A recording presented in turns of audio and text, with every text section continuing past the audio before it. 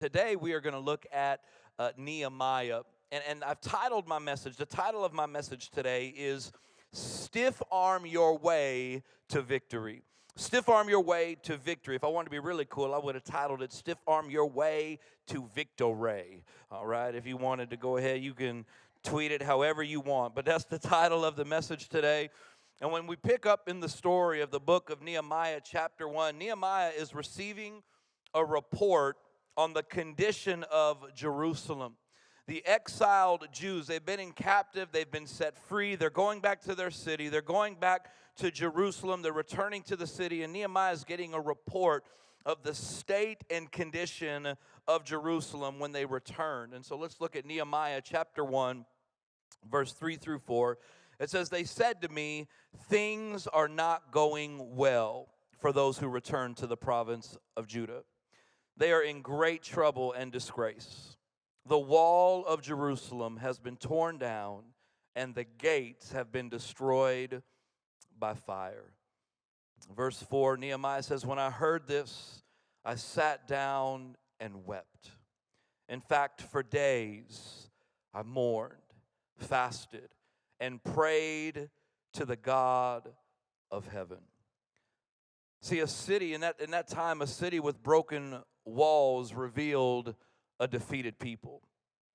These Jews who had returned to their homeland were both in unsafe conditions and basically humiliated to be living in a destroyed city. They were free, but they come back to a city that's in shambles. And the Bible says when Nehemiah gets these news, he wept, that for days he mourned. He fasted, he prayed, that like his home, the city, the place that signified God's favor was destroyed and in shambles. This news that Nehemiah got, this was gut-wrenching news, knee-buckling news, take the wind out of your sail news. And I wonder if any of us can relate. Have any of us gotten some news or encountered a circumstance or something happened in life that caused us to weep and mourn for days? Have you ever been hit by life so hard that it knocked you down, that you felt like circumstances are tackling you? Maybe even today you feel weak, defeated, hopeless, and helpless because what has been going on in your life. Maybe it's a sudden loss of a loved one. Maybe you got laid off or fired from your job. Maybe you just found out your spouse is being unfaithful.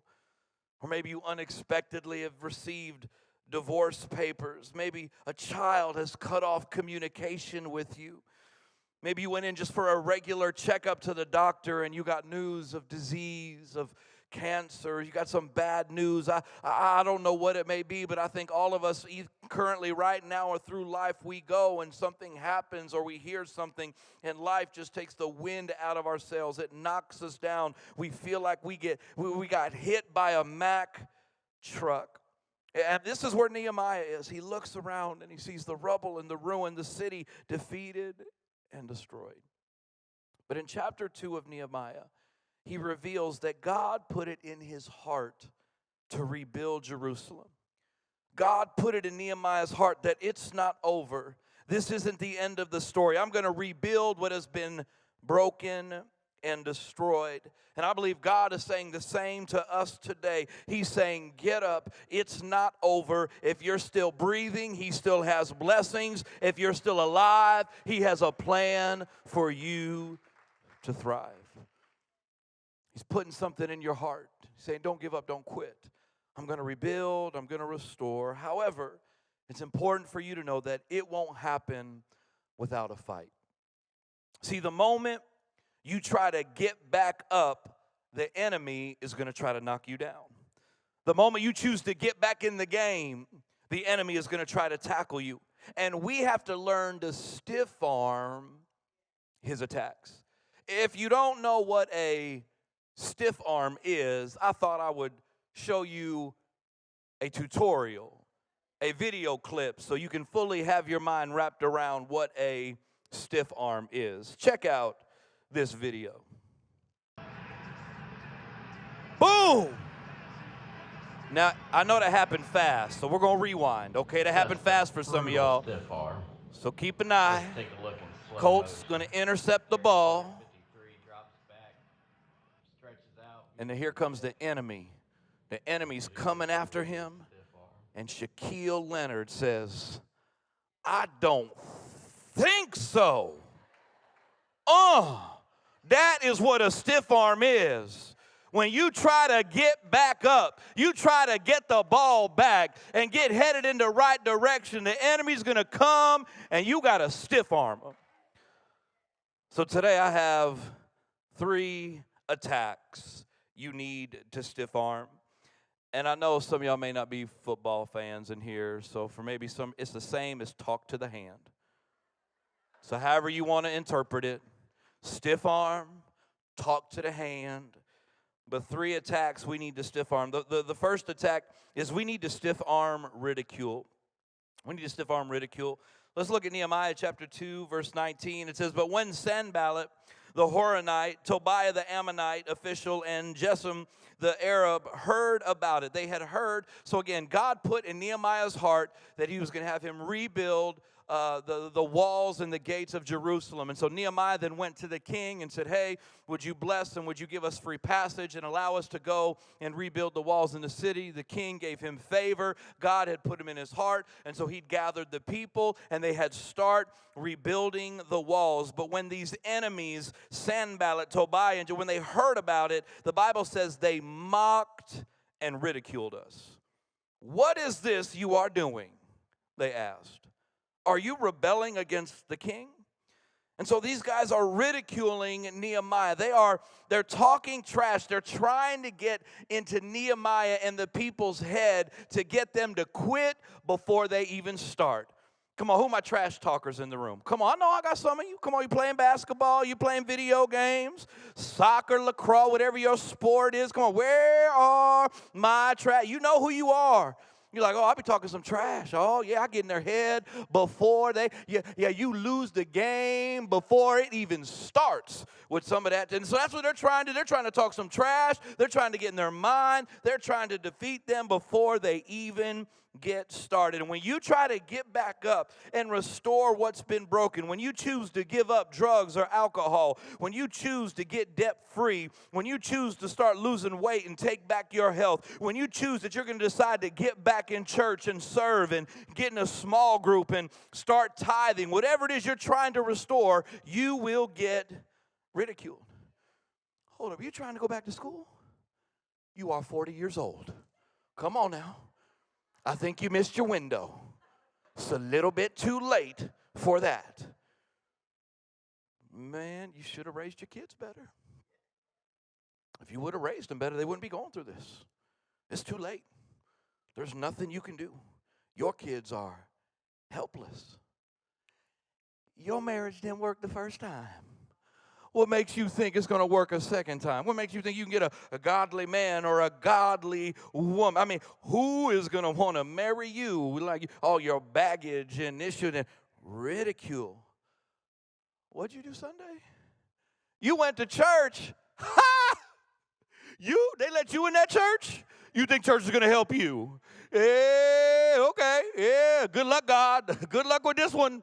Yeah, good. Yeah, listen, church ain't gonna help you. Where you going to church? Did it burn down? I mean, the pastor know you were there. They let you in, and you will have people as you're trying to rebuild and restore and get on track. You will have folks as you're trying to overcome the odds. They will start to ridicule you, and when that happens, you got a stiff arm ridicule. You know what God has put in your heart.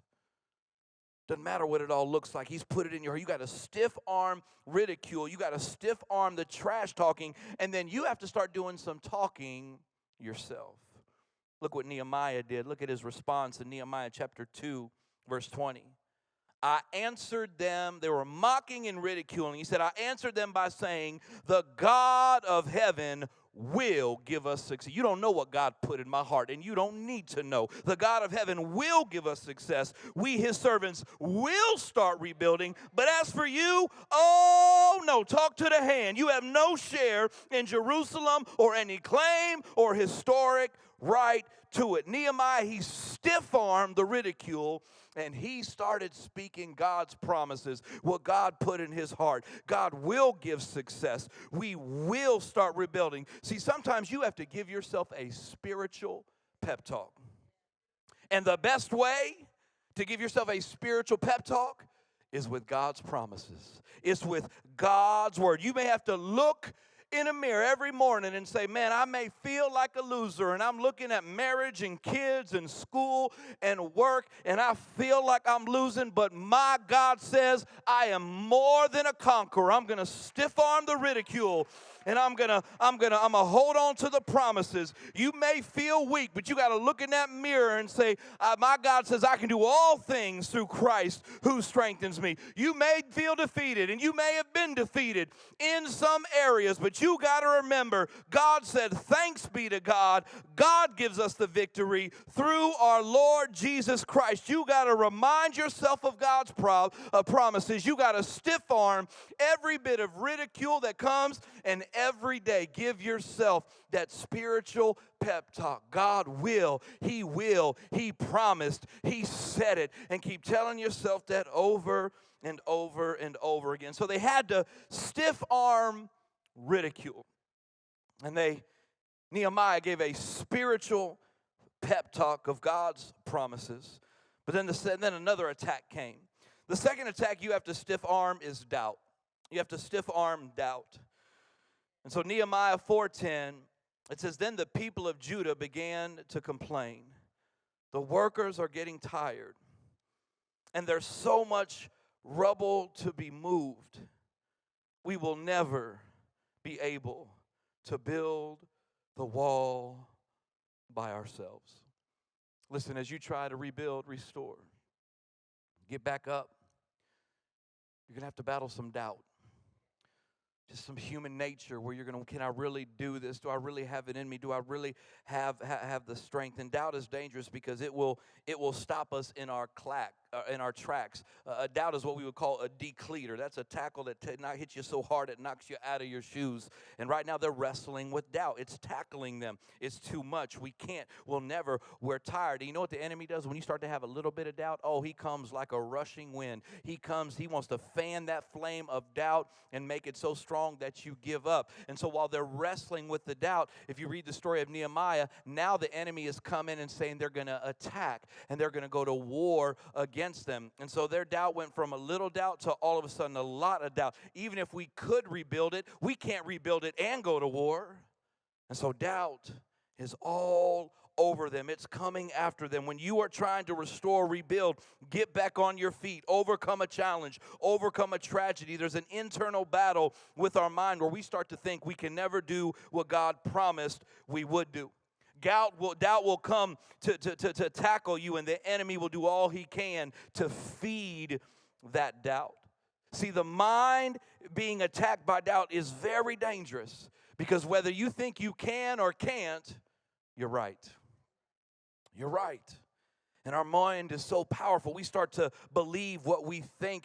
And so now they're thinking that they can't. And the enemy now is pouring it on, saying, we're going to come attack you. We're declaring war against you. And so they're on the verge of being tackled. And look what Nehemiah does in Nehemiah chapter 4, verse 13 and 14. It says, so I placed armed guards behind the lowest parts of the wall in the exposed areas. I stationed the people to stand guard by families armed with swords, spears, and bows. Then as I looked over the situation, I called the nobles and the rest of the people and said to them, don't be afraid of the enemy. Remember the Lord, who is great and glorious, and fight for your brothers, your sons, your daughters, your wives, and your homes. Y'all, Nehemiah was a great leader and coach. They're doubting, they're worrying. Oh my gosh, the enemies. Nehemiah's like, listen, we're going to put some of you here. You got some swords. We're going to put some of you here. We're going to have our tools, and we're going to have our swords. And everyone, listen up. Remember the Lord. Remember the Lord, and we're going to fight. We're going to fight. He helped them stiff-arm the doubt, and he starts cheering them on. See, one of the ways we stiff-arm doubt is we have to surround ourselves with some Nehemiahs. If you don't have a Nehemiah in your life, you need to get one quickly. You need to get somebody that when you think you can't, they're telling, no. Yes, you can. Listen to me. Remember the Lord. He's great and He's glorious. He's got you. We will get through this. No. I'm not going to let you quit. I'm not going to let you give up. We need some Nehemiahs in our life. People that'll speak faith, encourage us, cheer us on. People that'll help you, carry you. People that'll help you block the doubt. See, sometimes we don't have enough arms to stiff arm the doubt that's coming our way. Sometimes, come on, we need a Quentin Nelson. We need a Big Q. If you don't know who he is, Google him. You see that boy running at you, you are running out the way. You need somebody like Big Q in front of you, paving the way so that you can keep moving forward to what God has for you. We need friends that will help us stiff arm the ridicule and doubt. People that remind us God is for us, that all things are possible with God's help. If you can't tell, I'm a big Colts fan. Big Colts fan. Last year, our running back, Jonathan Taylor, he led the league in rushing yards. I mean, he is a beast. All right? Fast, strong. I mean, he's stiff-armed. You don't want one of his stiff arms. But if you were to go to Jonathan Taylor and you would say, man, how did you break or how did you have the single season rushing, lead the league in rushing yards last season? I guarantee you he wouldn't just talk about himself. I guarantee you probably one of the first things he would do is talk about 5 people. His offensive line. He would say, hey, there were these 5 fellows in front of me that were blocking his opponents. See, on the football field, there's 11 guys trying to tackle the guy with the ball. And there's absolutely no way Jonathan Taylor would have had the season he had without those 5 guys blocking for him. Matter of fact, the Colts were in a game. They were facing the Patriots. You could say they were facing the devil if you want. I mean, it's very similar. We'll just call them the enemy. I got love for you Patriots fans. We love you. And the Colts were winning. But then the Patriots started coming back. And it's like, oh, man, here we go. And I guarantee you, I know as a Colts fan, doubt started to creep into my mind. See some of y'all shaking your head. I think maybe even on the side, some doubt was creeping into minds. It looks like they were coming back. Looks like, great, they're going to come back, and they're going to beat us. But Jonathan Taylor, he had his 5. Let me show you what it can do for you when you have some people that are helping block and pave a way for you. Let's check out this clip right here. This game as Frank Reich.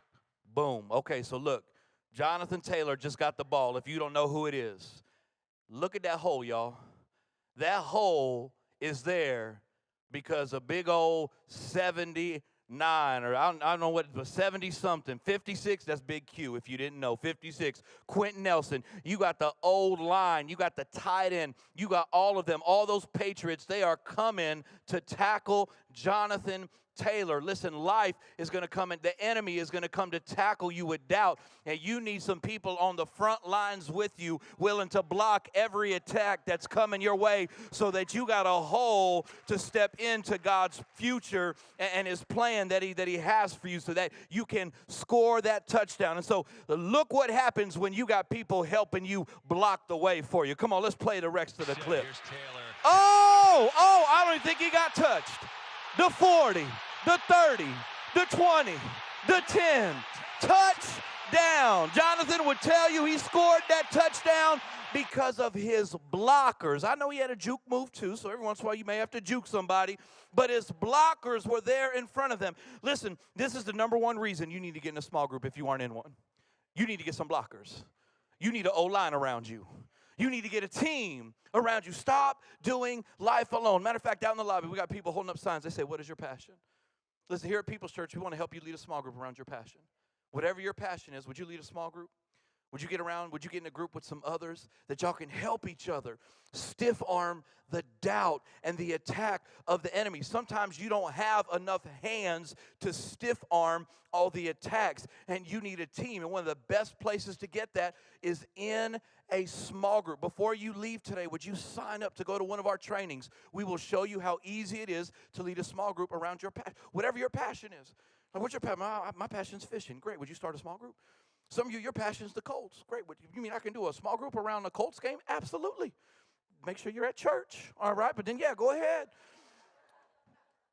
Oh, Pastor, I won't be at church. Me and my small group are going to be watching Colts games. Don't you do that, all right? Let me just make sure you're understanding what I'm saying. But whatever it is, your passion's food, do a small group around food. Your passion is a Bible or a certain book in the Bible, lead a small group. If your passion is women, single moms, if your passion is kids, if your passion is parenting, if your passion is men and helping men serve God and be good dads and good husbands, whatever your passion is, would you lead a small group to help make a difference? Because we are better together. Jonathan Taylor is better together. He's better with that O-line than he is without him. We are better with you leading a small group than we are without you leading a small group. And they will help us stiff arm all the doubt that comes our way.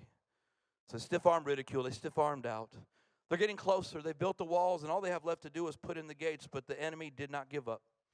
The enemy tried to tackle them one last time. And so here's the third thing. You have to stiff arm distractions. Stiff arm distractions. Look at Nehemiah chapter 6, verse 1 through 9. It says, Sanballat, Tobiah, Geshem the Arab, and the rest of our enemies found out I had finished rebuilding the wall and that no gaps remained, though we had not yet set up the doors in the gates. They're on the home stretch. It says, so Sanballat and Geshem sent a message asking me to meet them at one of the villages in the plain of Ono. But I realized they were plotting to harm me. So I replied by sending this message to them. I am engaged in a great work, so I can't come. Why should I stop working to come and meet with you? And so they're about to finish, and here come the distractions. Verse 4. 4 times they sent the same message, and each time I gave the same reply. Verse 5. The 5th time, the relentless Sanballat's servant came with an open letter in his hand. And this is what it said. There's a rumor among surrounding nations, and Geshem tells me it is true, that you and the Jews are planning to rebel, and that is why you are building the wall. According to his reports, you plan to be their king.